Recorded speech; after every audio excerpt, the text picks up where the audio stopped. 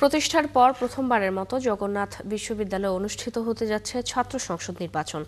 ইতোমধ্যে নিয়োগ দেওয়া হয়েছে ৫ সদস্যের নির্বাচন কমিশন।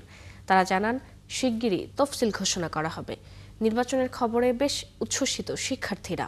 মামুন হোসাইনের প্রতিবেদন। ২০০৫ সালে প্রতিষ্ঠা হয় জগন্নাথ বিশ্ববিদ্যালয়। প্রতিষ্ঠার পর এই প্রথম হতে যাচ্ছে যকসু নির্বাচন। নির্বাচনকে কেন্দ্র করে ইতিমধ্যেই শিক্ষার্থীদের মধ্যে শুরু হয়েছে উৎসাহ উদ্দীপনা। প্রায় ২ দশক পর ঢাকার পুরনো অংশে অবস্থিত জগন্নাথ বিশ্ববিদ্যালয়ের শিক্ষার্থীদের মধ্যে বইছে নির্বাচনী হাওয়া, যেখানে ভোটারের সংখ্যা ১৭,০০০-এরও বেশি হতে পারে। বিগত ১ মাস ২ মাস ৬ মাসের ব্যাকগ্রাউন্ড দেখে যদি আমরা জাজ করে শিক্ষার্থী প্রতিনিধি নির্বাচন করি, সেক্ষেত্রে আমাদের শিক্ষার্থীদের জন্য সেটা খুব চ্যালেঞ্জিং একটা বিষয় হয়ে যেতে পারে। কেন্দ্রীয় ছাত্র সংসদের যে দায়িত্বশীল প্রতিনিধিগণ থাকবে, তাদের কাছে আমাদের একটাই দাবি থাকবে যে খুব দ্রুত যাতে জগন্নাথ বিশ্ববিদ্যালয়ের আবাসিক সমস্যাটার সমাধান হয়। আমাদের যে সংকট, যেমন আবাসন সংকট, ক্যাফেটেরিয়াতে খাদ্য সমস্যার অনেক সময় হয়, এছাড়াও পরিবহন সমস্যা আমাদের আছে।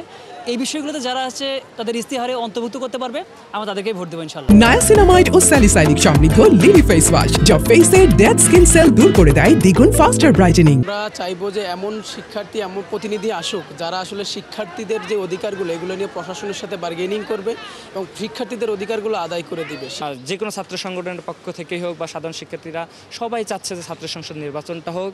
অন্যান্য ক্যাম্পাসে যেভাবে উৎসবমুখর পরিবেশের শিক্ষার্থীরা তাদের ম্যান্ডেট দিয়েছে, প্রতিনিধি নির্বাচন করেছেন, সেই একইভাবে এখানেও এটার ফলপ্রসূ ঘটবে।